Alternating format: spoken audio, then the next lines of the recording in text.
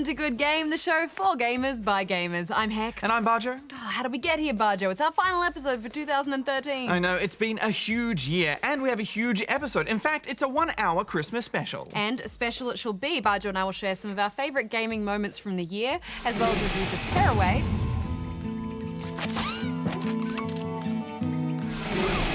Need for Speed Rivals. And The Legend of Zelda, A Link Between Worlds. Goose also takes a look back at the generation that was. We get a visit from Dave Callan and, of course, our annual Good Game Game Awards. Plus a very special Christmas Tiny Power. But so much to get through, let's get on with the show. Good game. Media Molecule, creators of the Little Big Planet series, are known for their innovative, charming approach to game design. So naturally, we were really excited to get our hands on Tearaway, their new title for the PlayStation Vita. Now, shut my face, will you?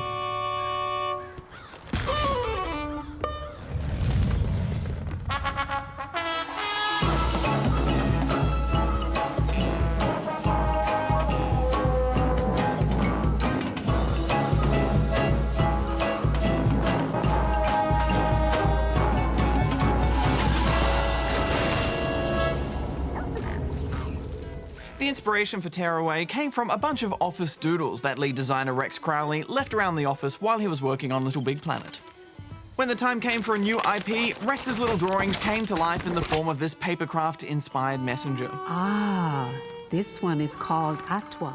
You can choose to play as either the male messenger, Iota, or the female, Atwa, whose goal is to deliver a unique message to you, the player. You yourself feature as a kind of main character in the game, as the Vita regularly uses the camera to place your face into the scene as the story plays out. You wouldn't have got this far without the help of the U. You kind of feel like this omnipresent force in the world, as everyone talks about you with great reverence. True to form, Media Molecule wholly embrace player creativity, with fun ways to interact with the world at every opportunity. There, a message. The papercraft-inspired art design is reminiscent of Little Big Planet, but it also is unique in its own right. The way you unlock stickers and character features to decorate your messenger is similar to the way you would customize your Sackboy. But they've taken things a little further by utilizing the Vita's features. Sometimes you'll encounter characters in the world, for example, that are missing certain features or objects, so you need to use the touchpad to draw and cut out a new object, like a crown or a mustache, out of coloured paper. It adds such a personal touch, doesn't it? There are little creations that you've drawn and designed which are littered throughout the landscape of this game. And the way you navigate the environment is just as enjoyable. Yes, you use the thumbsticks to move, but there's lots to investigate and seek out hidden presents and troves that will land you with more confetti, which can be exchanged for various customizables. The more time you spend grabbing confetti, the more freedom you have to be creative, so it works as a really great motivator. I thought the rear touchpad was integrated cleverly, to cause havoc for pesky enemies, or to activate bounce pads for your messenger to traverse the platforming sections. And I love the way you see giant human fingers poke through the screen. Push your fingers up into the world. I found it a little bit tricky on occasion to find the right spot. You know, it's hard to aim when you can't see your fingers, but that guesswork is part of the fun as well, I think. Plus, if you fall or get harassed by enemies to the point of death, you simply pop right back to where you died, so it's about as forgiving as it can get. I noticed at the beginning of the game it asks you if you have small hands or big hands, implying that some changes are taken into account on what you select. So it's good that they thought about whether children are playing it or people with really big hands or adults. I thought it especially current that they included a photo option, complete with Instagram-style filters so that you can capture your favourite moments and papercraft creations as you play. You also use it to restore colour to the world where it's been removed for bonus confetti. I just find it hilarious that even our gaming experiences are getting hipsterfied. This is a pretty simple game, isn't it? For the most part, Tearaway won't challenge you much. So it's nice they've tried to complicate things on occasion, but overall it's just so easy. Yeah, I think it's really skewed towards younger gamers. There's little here to stress you out. It doesn't have that wild platforming chaos of the Little Big Planet games. Puzzles are never particularly taxing, and the game is quick to point you in the right direction if you don't notice the solution immediately, like slowing down time to get across a moving bridge, for example. But it's all executed very stylishly, and it's just there to be leisurely enjoyed. Throughout the game, you'll also unlock plans for actual papercraft creatures that you can print from a website, so you can recreate the characters you meet and create from the game in real life. I think it's a fantastic feature for younger gamers who might fall in love with this game and want to print out the little figures and keep them around their house. I think from an artistic and innovation perspective, gamers of all ages will enjoy getting creative in this world, but I think it's a triumph for younger gamers in particular because it engages them in such a unique way and it places them at the centre of the story, which I think is just so lovely. I'm giving it 8 out of 10. I absolutely agree with you. I enjoyed the interactivity of it as an adult, and while I personally would have liked a little more challenge in there, I think their aim was more to focus on freedom rather than obstacles, to let players of all ages simply relax and explore. There's just a simple joy that comes from being in this world, and once again that music is wonderful, so I'm giving it 8 as well. Well, it's time to cross to one of our favourite parts of the Good Game Christmas special.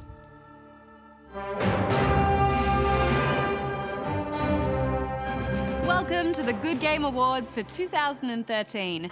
Tonight we celebrate another incredible year in gaming. We look back at the highs, the lows, and the WTFs in the best way we know how. Yes, by handing out the coveted Good Game Awards. We put the word out on social medias and got your votes, and the response was swift and resounding. So thank you for helping with all of tonight's winners. Yes, but before we get to our first award, we have to congratulate the recipients of the more technical achievements. If we could roll the list, please.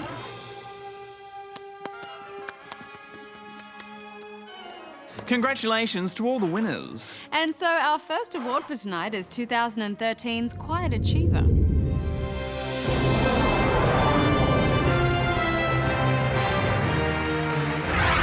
This award goes to a game that may have defied its indie origins or tiny budget to stand tall amongst a forest of AAA releases this year. Darren, the nominations if you please. Affirmative. The nominations for Quiet Achiever are Papers, Please, Payday 2, The Stanley Parable, State of Decay, and The Wonderful 101. Darren, may I have the envelope? Affirmative. And the winner is The Stanley Parable. You know what? I think what we need right now is a bit of music to lighten the mood. This brilliant slice of interactive fiction, or the walk 'em up as we like to call it, began its life as a Source Engine mod, only to blow us away this year as a superb standalone experience. The witty narration messed with our minds as the game always managed to stay one step ahead of our own curious experimentation. Yes, I don't even know what this game is, but I love it. You, trapped in a glass box with no way out, listening to me talk. The seemingly infinite number of outcomes to the fate of office worker Stanley had everyone who sat down to play it gripped. Congratulations to Davey Reardon, creator of the Stanley Parable, our Quiet Achiever for 2013. Stay tuned, we'll be back with more awards shortly. Hi everyone, I'm Eric Bolches from Guerrilla Games, and I would just like to wish everybody a good game, all the viewers a very Merry Christmas and already a Happy New Year, and I hope you have a good one. And now it's time for a postcard with Darren and Goose. Where's Darren? We always do the Christmas postcards together. Oh well. Snow levels, there's nothing quite like them. A layer of crystalline dihydrogen monoxide adds a veneer of charm and wonder to our video game landscapes.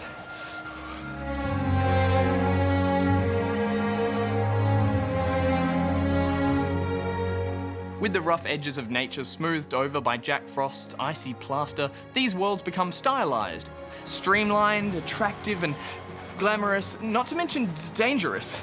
Whew. Come on, Darren, I can't wait forever. Whew.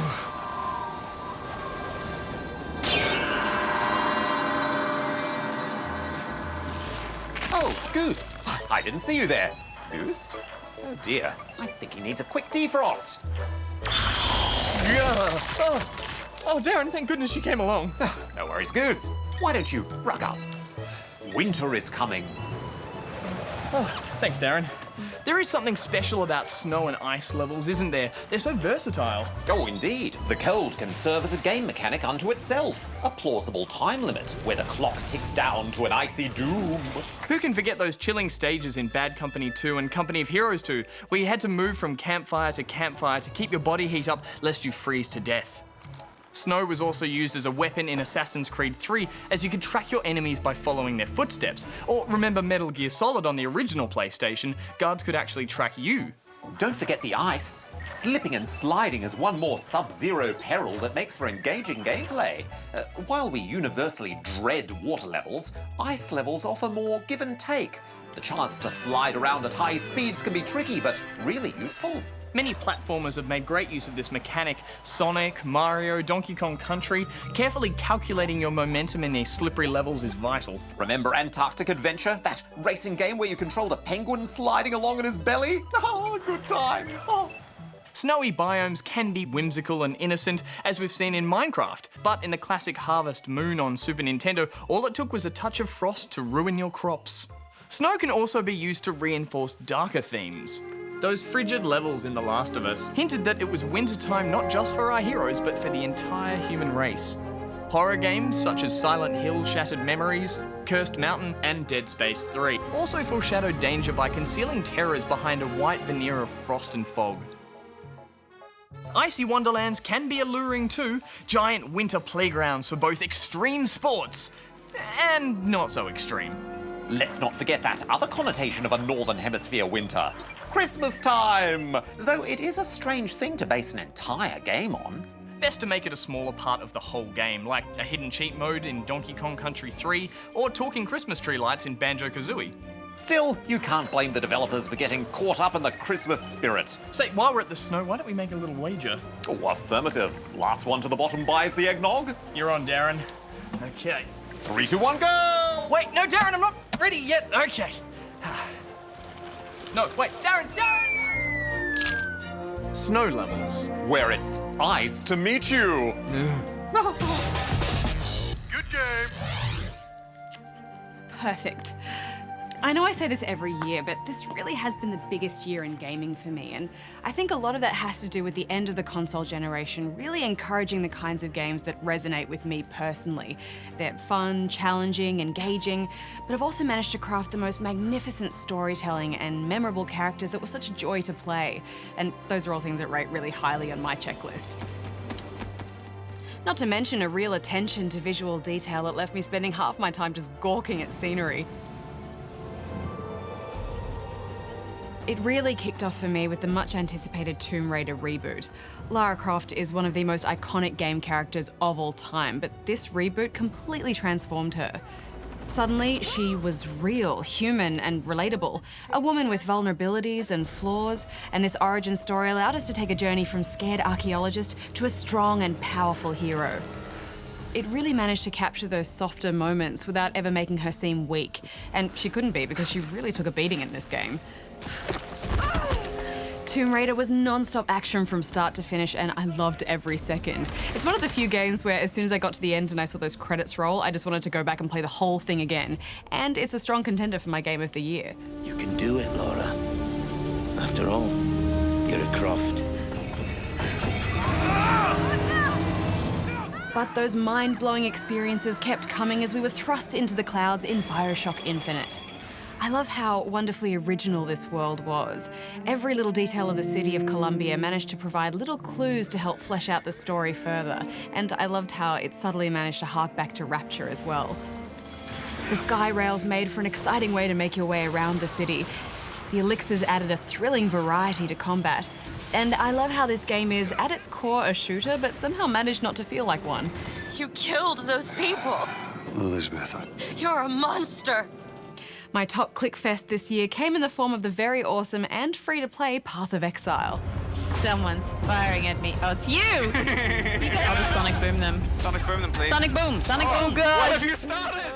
Glorious, subtle detail to the environments, delicious, shiny loot, and the only purchasable upgrades were purely cosmetic. Really impressive. I also had a surprisingly touching experience in the XBLA download Brothers, A Tale of Two Sons. The puzzles weren't super taxing in this, but the challenge lay in that you controlled each brother with a separate thumbstick.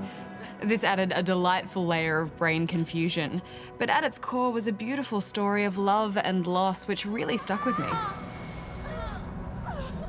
Another game that stuck with me, but for completely different reasons, was the release of the Deadly Premonition Director's Cut.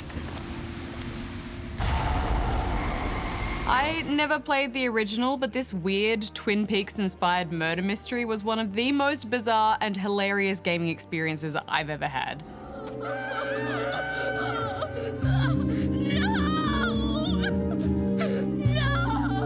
I think many people could dismiss this game as rubbish, but stick with it and you'll see why it developed such a cult following. Notable indies for me this year were Shelter. I never would have guessed a game about baby badgers could make me feel so much. And Gone Home, which really played to that particular joy that comes from rifling through someone else's belongings to try and piece together the story of what happened there.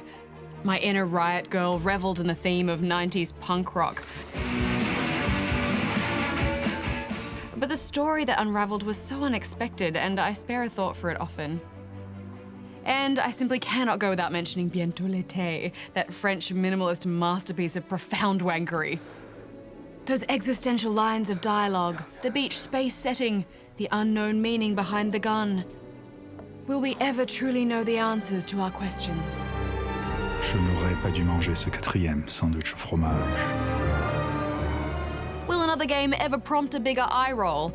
I find it hard to imagine, but I hope more French indie developers try. But my game of the year was without a doubt The Last of Us. This, for me, was the pinnacle of gaming for this console generation. It was so lovingly crafted, so well thought out and executed from start to finish that it was one of the most satisfying gaming experiences I've ever had. The first 15 minutes had me so emotionally invested that I was literally in tears. I've never played a game that's had an impact on me that quickly. No. And it perfectly set the scene for the journey you would then embark on for the remainder of the playthrough. The characters were complex and flawed and individual, beautifully acted and captured with stunning subtlety. The world itself felt real and dangerous, thrilling to navigate. And yet it let you do so at your own pace. I love the emphasis it placed on survival, scavenging, the way it made you appreciate every little scrap of metal you could get your hands on. It rarely presented guns as your only option, and in fact encouraged you to seek out other methods. And most of all, the relationship between Joel and Ellie. For me, it transcends all others. Don't tell me that I would be safer with someone else, because the truth is I would just be more scared. Well, now I just want to play it all again. Finally, the last couple of games that hit home runs for me this year were Beyond Two Souls and Assassin's Creed 4. Beyond is one of those games that really excites me about where video games are potentially headed. It certainly goes against the grain of what other games are doing, and while I would never want all games to be this guided and cinematic, I just love the way it set itself so apart. It's confronting the way you felt pushed to try things, to antagonize, and then question the moral judgment of your own actions. And finally, Assassin's Creed 4 Black Flag. I've been a fan of the Assassin's Creed series from the moment I took that first dive from a viewpoint in the very first game, and I've been happily free-falling ever since. My time spent on the rolling ocean, steering the jackdaw headfirst into battle is one of my absolute gaming highlights of the year. So much so that I've decided to play the whole thing again on next gen, just so I can experience those glorious, vibrant colours of the Caribbean with those delicious textures at their absolute best. This year, I've been a part of such wonderful storytelling, rip-roaring action, and developers placing a focus on exciting ways to shift and change the way we as players engage with games. And that, to me, is what's so exciting about the video game medium. It's early days for next gen, but with this new hardware at developers' fingertips, I cannot wait to see the highs and inevitable lows that it'll bring. Right. Oh, that looks perfect. I love Christmas. Merry Christmas, good game. Even zombies celebrate the holidays. Welcome back, and now it's time to hand out our very prestigious Big Claim Lame Game Award.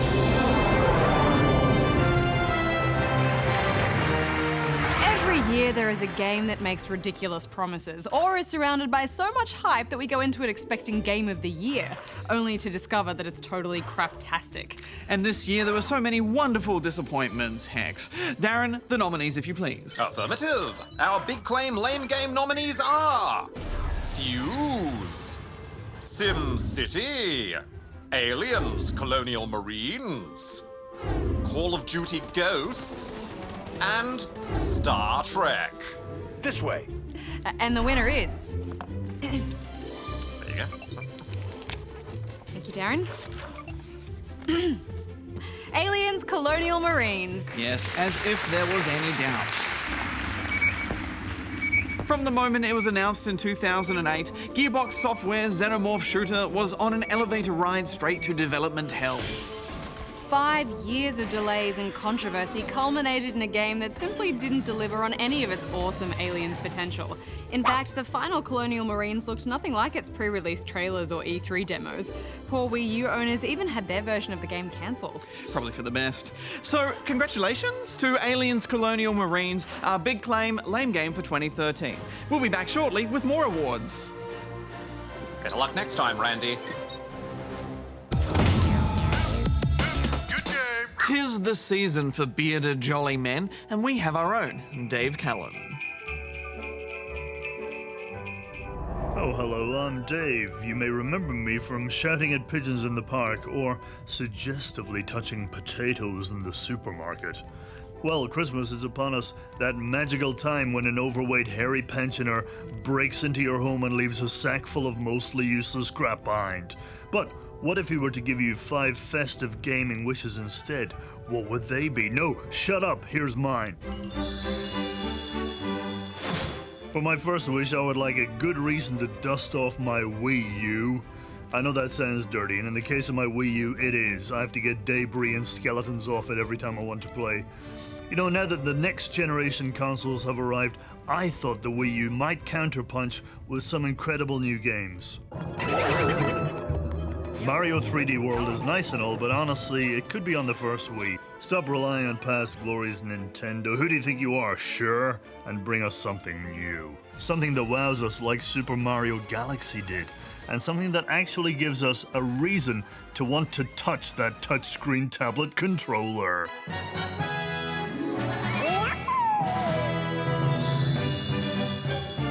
Wish number 2, bring back Michael Ironside as Sam Fisher and Mark Hamill as the Joker. No one can replace the incredible voice acting of these two masters. Ironside sounded sneaky yet authoritative, just what a master infiltrator should sound like. Andrew Coben, were you saying something about my daughter? And Mark Hamill is the Joker, full stop. I mean, if you wanted to be cured so badly, you only had to ask. Okay, semicolon. He was pretty great as the son of Darth Vader as well. Wish number 3, I would love some HD remakes of retro classics that meant a lot to me in my misspent youth, although this wish is slightly coming true because they made a remake of Strider. The original Strider in 1989 was a scrolling platformer that had you flipping around dystopian Russia 2048. Wait, when has Russia ever been topian? Sticking to walls and hitting robots in the face with some sort of plasma tonfa. You also had a robot saber-toothed tiger and a hawk. So, I can't wait for the new one. But when are we getting Karnov HD for another 80s Russian fix? Or Bombjack? Or Beer Tapper? Especially the sexual version, Root Beer Tapper. And for my 4th wish is a game I really want on the Oculus Rift, Animal Crossing. It's already one of the most addictive games ever made, so why not a version that literally straps to my face? Also, I'd like to be able to punch all of the animals in the face when they annoy me. And if I can't have that, then at least bring me a proper full game of the Battle of the Yavin Death Star attack. Not just a tech demo of the trench run. Barreling down that turret-filled gutter of death would be amazing in 3D. Failing that, how about some online multiplayer gaming for the Oculus Rift, like, I don't know, maybe patty cake, or a headbutting competition, or hacky sack. For my final wish, I'd like more Trevor in my life. And by that, I mean Trevor DLC for Grand Theft Auto 5. Pretend to throttle me. Yeah, okay, well, that would be my pleasure. Like that, huh? Yeah? Maybe something like this. Trevor is the most interesting character in all of GTA's sandbox history. Here's why I love him. 1, it's possible to give him a beard and a mullet, which you can and should. 2, every time you cross to him, he is hungover, has killed everyone around him, and is running from the cops. 3, he has the best dialogue in the game. Yeah.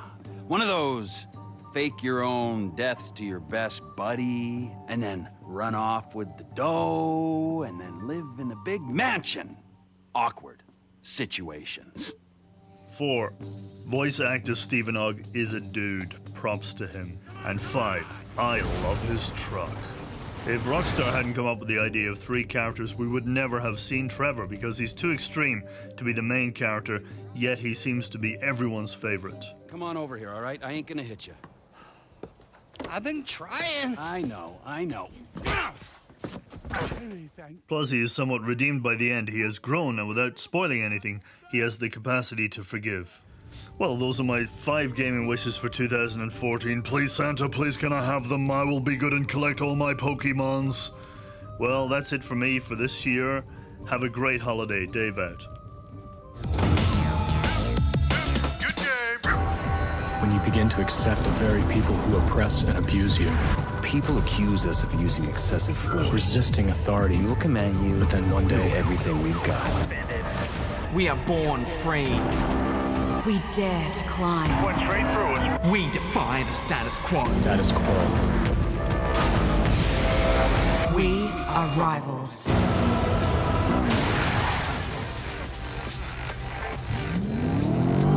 Need for Speed Rivals is brought to us by new developer Ghost Games with a little help from Criterion, the makers of the Burnout series and some of the best and more recent Need for Speed games. In fact, 80% of Criterion now work at Ghost.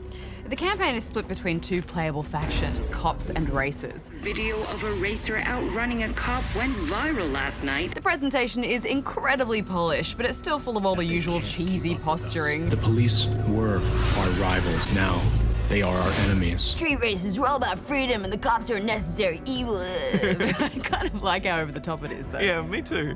They say Stockholm Syndrome is when victims begin to identify with their captors. This game reminded me a lot of Test Drive Unlimited. It's set in an open world that is populated by a mix of AI and human players, playing as either cops or racers. As a racer, you can instantly challenge AI or other players to a head-to-head race by pressing a single button.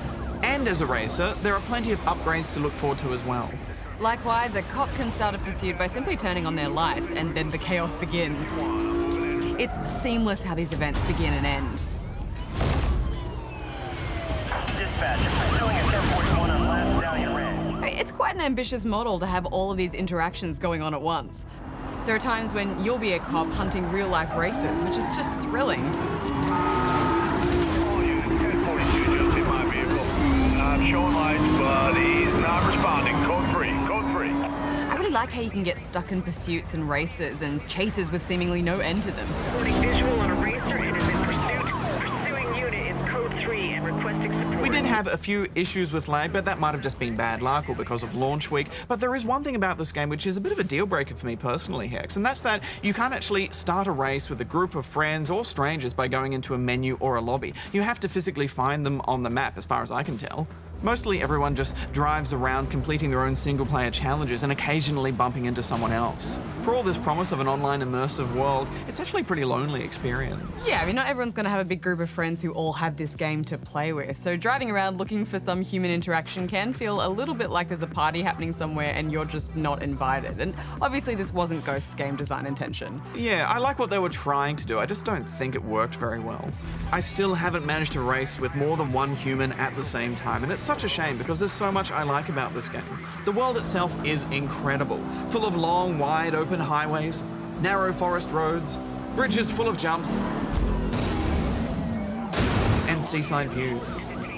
The day-night cycle adds a lot to the atmosphere of the races too, and the weather and debris effects are lovely. Most of all, I liked how easy it is to drive without hitting brick walls.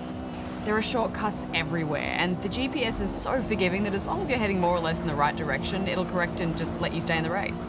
I did find, though, that you have to do quite a bit of mini-map checking as you drive through, and that takes away from the racing a little bit because it's so distracting. Yeah, I mean, it's pretty common for open world races, but I don't know, I found this time the more I trained myself to stop looking at that mini-map and just focus on the checkpoint markers and that wide driving line, the less I checked it. All the cars are responsive and handle quite well. Maybe a little too well though, Hex. I found the drifting was just so easy in this game. I don't know, I think that's what they were going for. You know, a really fast-paced, arcadey racer that you can just jump into and have a blast, and I think they nailed that. I don't know why they can't have both though. I went back and played Need for Speed Most Wanted, and within 5 minutes the drifting was just so much more interesting and engaging because it was harder. It just had that perfect amount of challenge to it. No, but I think they've deliberately given this game a different focus though, Barjo. They've gone down that more arcadey path to play to the strength of those exciting chases between the street racers and the cops.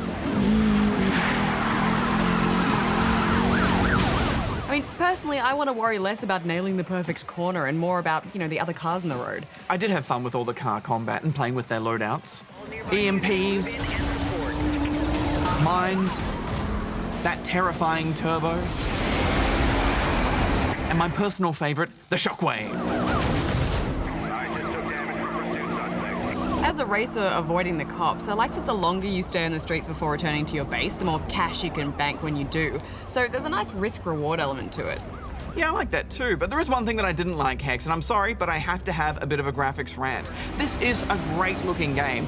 The half of it you can see. The whole game is locked at 30 frames per second across all platforms, and before you say you can't tell, you can totally tell, especially when the wide corners are turning and you can see that background stuttering. It just doesn't make any sense. There is a way to make it go at 60 frames per second, but then it doubles the speed of the game, like an old DOS game. It's crazy. Why not just let me have it? Especially on PC, there is no excuse for it. Just give me the frames. I want them. Let me unleash the power that I have in my PC. And while we're at it, what's with all the speed cameras flashing in my face every 5 seconds? They can go away too. In fairness, just before we shot this review, I did find a way to lock time and frames at 60, but it was way too glitchy to be practical. One thing all this tinkering around did show was how beautiful this game can look. Yes, well, frame rates aside, there is a lot to like about this game. It's a convincing world, the racing is always tense, and the combat can cause such enjoyable chaos. I mean, this was like Burnout, Cops and Robbers, and it takes some of the best ideas from Hot Pursuit, which is one of our favourite racing games. I think it's worth an 8 out of 10. Yeah, look, I am warming to the game the more I play it, but I just think it's such a missed opportunity. The rare moments where you do interact with other players are so much fun, especially when you're that cop chasing the racers, but they just happen so rarely, so I find it difficult to recommend this as anything other than a competent single-player experience. I'm giving it 6.5 out of 10 rubber chickens. Well, now that we finally have our new consoles, we asked Goose to take a look back at the generation that was. A console generation is the most meaningful unit of time in gamers' lives. From when a console first goes on sale to when it disappears into bargain bin oblivion, this epoch is a special time for gamers it touches. It can encompass an entire adolescence or even an entire gaming career.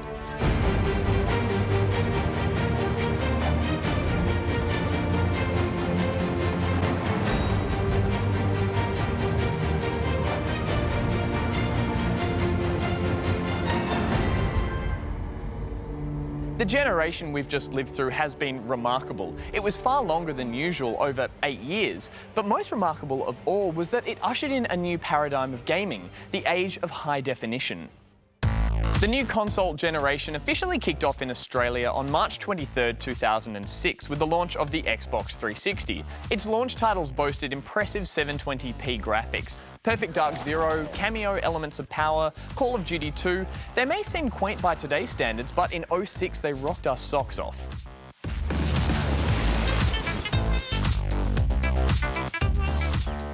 The custom PowerPC chip at the heart of Microsoft's new console made those old-fashioned original Xbox games pale in comparison. Some early 360 titles revelled in showing off how many detailed characters could appear on screen at once, while others were show ponies for slick effects. The Xbox 360 era really got going with the launch of Gears of War in November 2006. During the console's development, Microsoft execs chose to double the RAM when they saw just how much better the chainsaw guns and alien guts would look with half a gig to harness.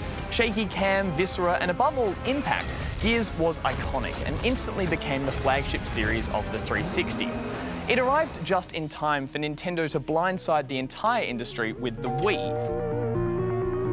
We would like to play.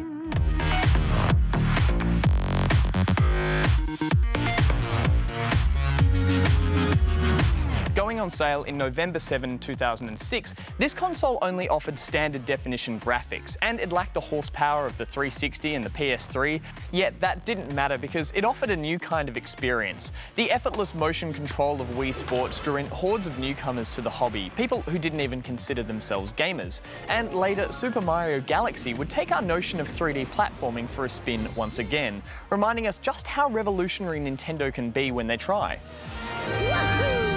The Wii was a sensation. Shops couldn't keep it in stock. It was the hot item for Christmas 2006. It was a game changer. Now in the Wii's shadow, the PlayStation 3 launched on March 23, 2007, and it didn't quite live up to Sony's early promises. It had one HDMI output, half a gig of RAM, and in place of the DualShock was the 6-axis. Its limited motion sensing ability now seeming like a pale imitation of the Wii remote. The PS3's launch lineup failed to electrify gamers. Resistance, Fall of Man, and Ridge Racer 7 were passable, but it didn't quite feel like the new gen of PlayStations had truly arrived. It wasn't until late 2007 that the PS3 really found its groove. One of the loudest heralds of this new era in entertainment was Uncharted: Drake's Fortune. In creating this swashbuckling epic, developer Naughty Dog realised that the PS3 would let them make far more detailed character models than in the days of the PS2. The PS3 let them graduate from talking animals to realistic humans, and naturally they sculpted realistic drama to match. God damn it, this is not worth dying over. Okay. While slow to find its feet, the PS3 did have one killer advantage over the 360, built-in Blu-ray playback. Microsoft picked the wrong side in the war of the high-def video discs, and the HD DVD add-on for the 360 was soon swept under the rug. After a year or so on the market, the PS3 and the 360 had cemented this new era of high-def storytelling. But the new generation brought other innovations as well, not least the complete integration of gaming with the social networks of our online meta lives. Consider achievements. These arbitrary awards for game progress have no real value, but that didn't make our obsession over collecting these Chivos any less real. Hey, what's that? You guys tracking my every move now? The PS3 lacked this feature at launch, but introduced trophies in July 2008. One 360 feature that Sony never got around to copying was interchangeable faceplates. Sure, they seem pretty silly now, but in those heady days they made perfect sense. And while wasteful, such frivolities paled before the very real hardware issue that plagued the 360 at launch and for years afterwards, the red ring of death. The dreaded crescent of red LEDs that signalled a malfunctioning console. The first production models of the 360s had a failure rate of over 30%. It wasn't uncommon for customers to return their defective machines only to be given duds in exchange. The fault was traced to an overheating graphics chip and the use of a solder that would warp and crack. Dismayed gamers also found that the DVD-ROM drives in early models would sometimes gouge their discs. On July 5, 2007, Microsoft admitted that something was awry when it announced a 3-year replacement warranty for malfunctioning 360s. The firm estimated the cost of this move would exceed $1 billion. Sony faced its own set of issues as well. The PS3 was notoriously difficult to program for, and in April 2011, the entire PlayStation network was hacked, risking the personal details of all 77 million PSN account holders. Microsoft and Sony launched their own motion controllers in late 2010, yet the Kinect and the Move didn't quite capture the imaginations the way that the Wii did when it was new, and they arrived in time to compete in a market increasingly saturated with peripherals. Guitar Hero launched in 2005 and Rock Band landed in 2007, creating a mini industry in music gaming overnight. Yet they fell out of favour in the long run as players found mastering these instruments was ultimately a hollow experience. In March 2010, Activision sent the Tony Hawk series to its grave by bundling the game with a ridiculous plastic skateboard controller. But by far the biggest peripheral failure was the U-Draw in 2011. THQ executives convinced themselves that punters would love to play their favourite games on a graphics tablet. Sadly, the sales were so abysmal that some say it ultimately caused the demise of THQ itself. Other institutions once thought Immortal imploded. LucasArts, Chrome, Studio Liverpool. Yet as old institutions faded away, new ones were born and developers kept finding new ways to innovate. Perhaps the biggest revolution was the shift towards downloadable games. We take it for granted now, but in 2005, downloading console games was a new and radical idea. Geometry Wars was included as a joke in Project Gotham Racing 2, but the fans loved it, and the sequel was more than a success. It was an international obsession. Digital distribution freed games from the prison of physical media. So long as it was available to download, no game was ever sold out or out of print. All three consoles had vibrant online marketplaces where retro classics could be bought on a whim. This in turn led to the next great revolution of the last gen, the rise of independent developers. Sony and Microsoft soon realised that nurturing indies was an inexpensive way to publish killer apps, and by the 2010s, indie hits like Journey and Fez were drawing in more gamers with their unique artistic visions. Children of all ages fell head over heels for Minecraft, making its creator a millionaire overnight. At the other end of the spectrum, the blockbusters kept on getting bigger. Games became more mature, more empowering, more confronting, more cosmic, more majestic. With cinematic presentation, games could be artistic or excessive or anything in between. As we look back on this past console generation, it seems amazing that it's lasted for so long. It's a different world now. 2006 feels like a lifetime ago. Yet it doesn't feel like these systems have worn out their welcome. Flashy new graphics are no longer the be-all and end-all. We now look for new experiences, new emotions, new visions of what gaming can deliver. Over the past console generation, the gaming hobby grew up, and so did we. Merry Christmas to Good Game from me, Kevin Short, and everyone at Ubisoft. Good game! Dinosaur. When I think back to 2013, the first thing I think of is happiness. I'm happy that we're in a generation change, and I'm excited about the possibilities of next year. Most importantly, I think games will open up in terms of scale. And we've seen the start of that happening already with games like Battlefield 4 and Killzone Shadowfall, and I think they're just going to get bigger and wider and design will follow. I've also come to realise just how important visuals are to me personally. 1440p DirectX 11 PC gaming is a bit like nice sheets or a bidet. Once you've experienced it, you can't go back.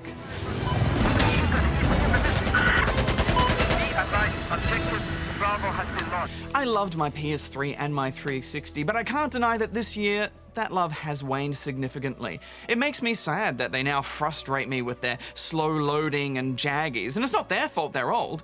They're just old. And it's time for them to take their place in the console retirement village that is my dusty shelf. But that is a place of honour, and I thank them for their service. But this year, there's also been games which have transcended my visual bias across all platforms. Nothing says I love you like smashing my f***ing TV. Nothing at all. Grand Theft Auto 5 is a masterpiece of technical wizardry. We've never seen an open world work so well, and it was especially ambitious in every way.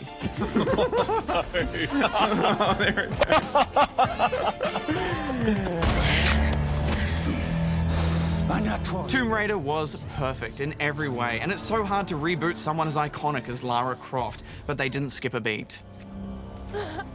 I also loved Dead Space 3's approach to co-op and single player.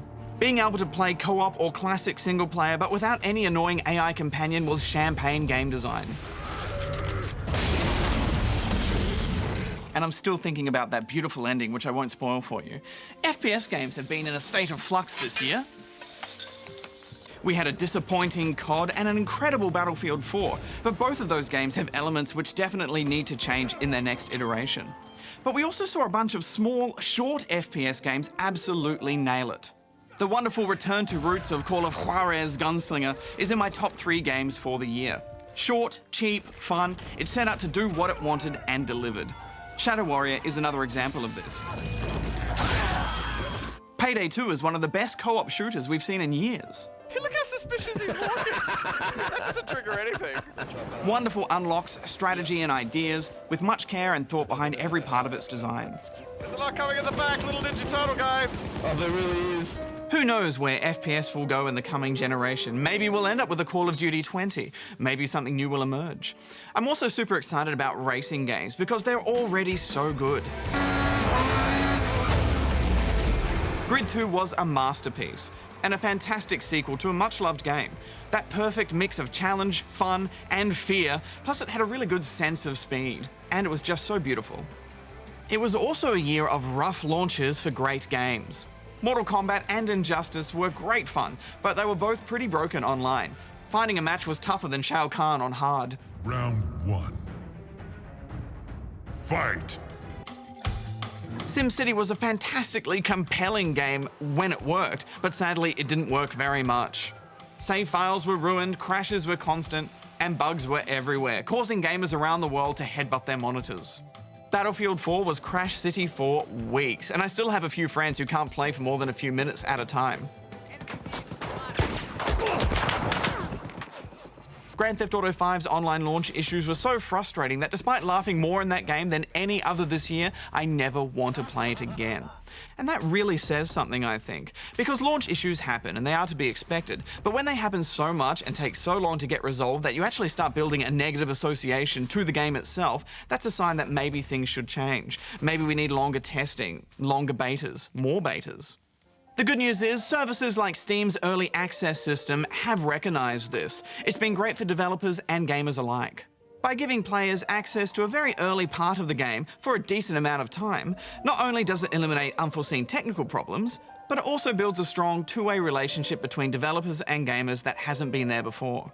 As a gamer, it feels like your views are being listened to, and it also builds a sense of ownership over the games you choose to support. I especially enjoyed the War of the Vikings early access from the makers of War of the Roses, which is one of my favourite hack-and-slash multiplayer games of all time. It's also been nice to spend some hardcore time on the 3DS this year with Fire Emblem Awakening. Now we just need a new Advance Wars. Come on, Nintendo, stop teasing. It's also been a great year for water. From Grand Theft Auto 5 to Assassin's Creed 4, we've seen rolling waves, foamy foam, and more importantly, the ebb and flow that you feel when you're in water as it pushes you around. You feel wet, cold, and out of control. And now I'm just excited what next year will bring. New consoles, Steam machines, which may change the lounge room space again, and of course, the games. Dark Souls 2, DayZ Standalone, come on Dean, just release DayZ Standalone, Witcher 3, Dragon Age Inquisition. I think everything about next year will be big, fast, beautiful, and hopefully stable.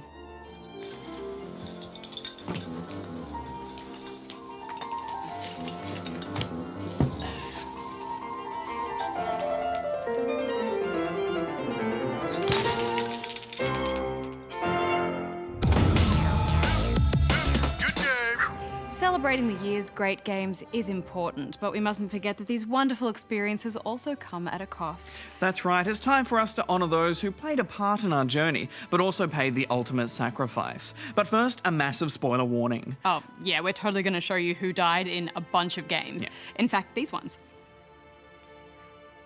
So, if any of those games are still on your pile of shame, then now's probably a good time to take a bathroom break. Now that's out of the way, let us honour the fallen. Thanks for breakfast. See you later, Mom. Bye, sweetie. You be good now. Hello, Kerrigan. I've been waiting for you. It's all right. I'm here. I'm proud of you. Both of you.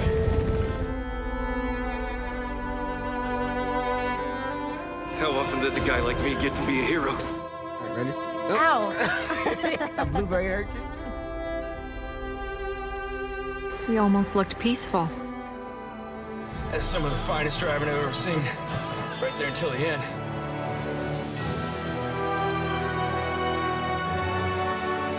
Here's to our pirate republic, lads. I'll always be there for you.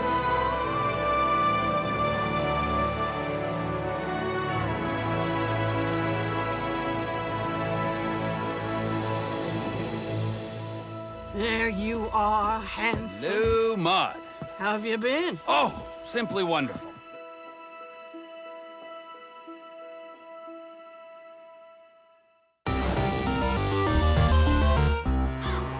Man, Apocalypse Christmas sucks. I miss the boys. Merry Christmas! Troy, you're alive! No, I'm definitely dead. They just didn't let me into heaven. Heaven's real? Yeah, but before you can enter, Jesus sits down with you and your grandmother, and all three of you go through your entire internet browser history together. Uncool. Highly uncool. Try explaining to your grandmother what a is. Was Jesus mad? He was just disappointed. Well, where's Norm? Did he get in? No, he's just over there. He likes to watch you breastfeed. Ew, Norm. Sorry. Well, welcome to our shite-ass Christmas. We've got no presents, a crappy tree, and Aaron's gone nuts. Missing out on Next Gen really hit him hard. Stand by for Titanfall! Gilius! Shit a brick!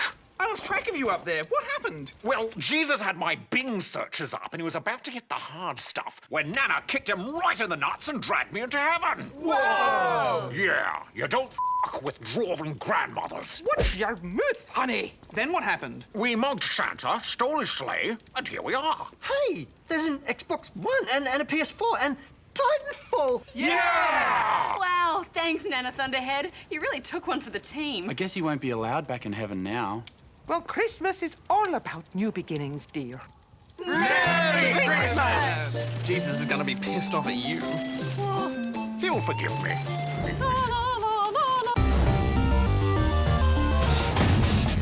Good game. Time now to bestow upon one game our Good Game Award for the year's most memorable gaming moment.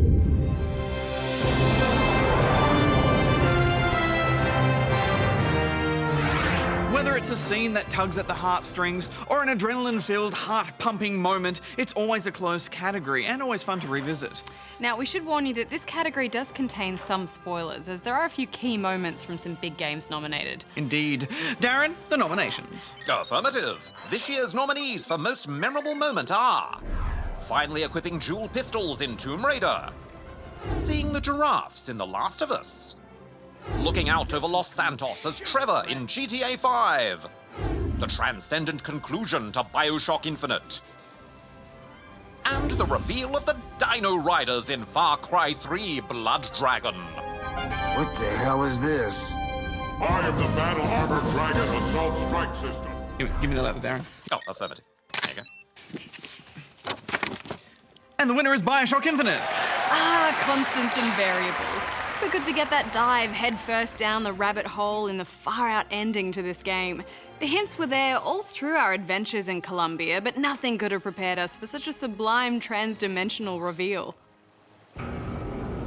Much is left open to interpretation, but it's still one of the cleverest conclusions we've ever played. Congratulations to BioShock Infinite, the winner of our most memorable moment for 2013. We'll be back shortly with our final award, Game of the Year. On behalf of everyone at Crytek, Merry Christmas, Good Game. Good game. It's time to head back to the RPG heartland of Hyrule with The Legend of Zelda: A Link Between Worlds.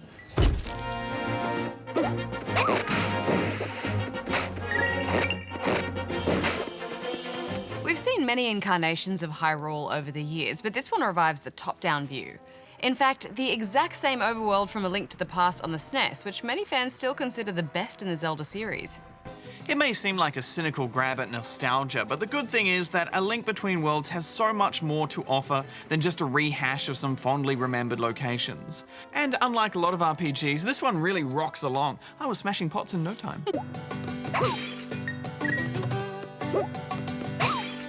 You begin as an apprentice blacksmith on a routine job to deliver a new sword. But within minutes, trouble erupts and you must wield the sword yourself to fight through a dark dungeon beneath Hyrule Castle. You end up face to face with the villain behind the evil disturbance, Yuga, who's got a nasty habit of turning people into paintings.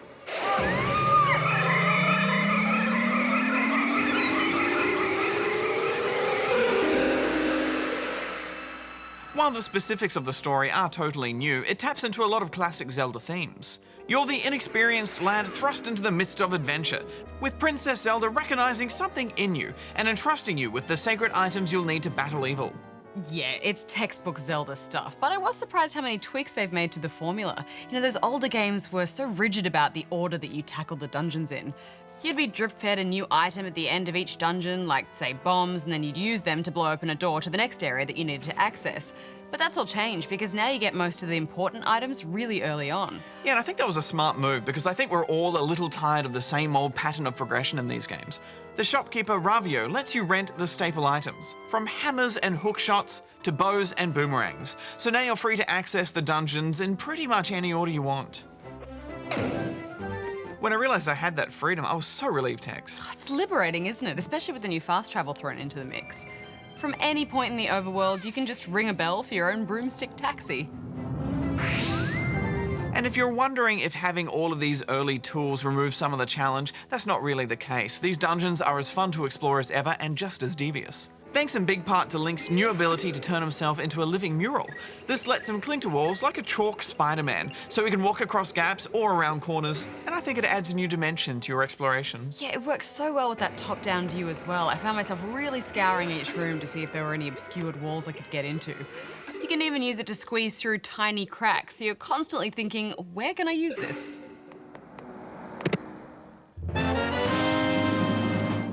It's a clever addition, isn't it? And they've taken advantage of this, and the fact you've got those early items to create a lot more variety in the dungeons, where you're flicking back and forth between abilities.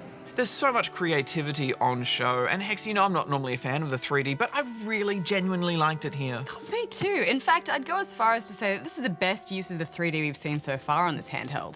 The top-down dungeons gain so much extra depth in 3D, and it looks beautiful. It even helps the gameplay because you'll often be judging platform heights when flicking into your painted mode. Yeah, I can't believe it, but I left the 3D on the whole time. I also liked how little it holds your hand. You really have to sniff around before you stumble into the next plot point, which only heightens that sense of exploration that I find so wonderful about the Zelda games. And I think it was right to make the deaths more costly. Most of the gear you have is only rented, so when you die, it's all taken back by the shopkeeper. Yeah, when I knew it had been a while since I'd saved, I was really desperate to stay alive in fights. There was no way I wanted to fork over a big pile of shiny rupees to rent fresh gear, or worse, reload my game. You know, Link Between Worlds has made a few really big, risky design decisions like this, but I think it really pays off. Yeah, me too. I think they've done a great job of rewriting aging rules, but still delivering on the very essence of a Zelda adventure. I was surprised at how much I like this game. I'm giving it 9 out of 10 rubber chickens. It's so well peppered with familiar faces and nods from previous games as well. And that classic music has been so beautifully recreated. I really adored this. It's 9.5 from me. Well, it all comes down to this one moment. The gleaming jewel of the Good Game Awards. The ultimate prize. The award to end all awards. Okay, I think we can stop dragging it out now. It's time to hand out the Best Game of the Year award.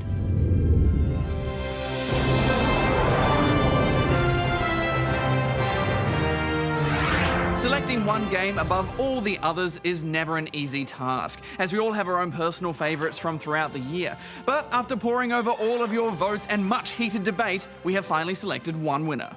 Darren, the nominations, please. Affirmative. The nominees for this year's Best Game are Fire Emblem Awakening, Tomb Raider, The Last of Us, I'm infected! I'm infected! Grand Theft Auto 5, BioShock Infinite. Constants and variables. What? There's always a lighthouse. All right, now if you could just give me the envelope, please, Darren. Affirmative. There you go. The winner is The Last of Us! Can't be any worse out there. Can it?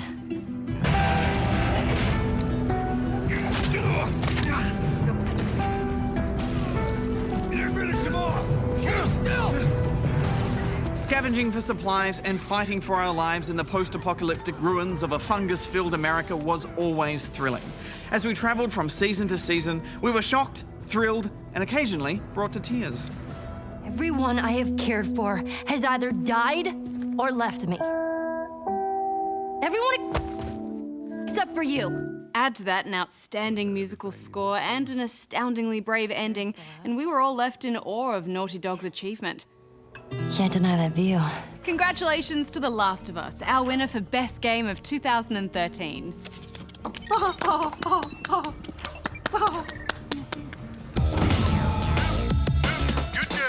Well, that's it. Our final episode for 2013. Nothing left to do now but say our thank yous. Yes, thank you so much to all the gamers and developers who've appeared on the show. We really appreciate your support. And of course, a massive thank you to everyone at the ABC who helps us make the show.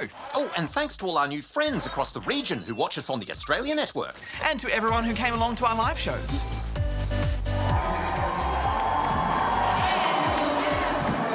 And a special shout out to our tweeters who are there with us every week. We'll be back in February next year. Until then, may all your games be good ones. Hex out. Barjo out. Goose out. Darren out.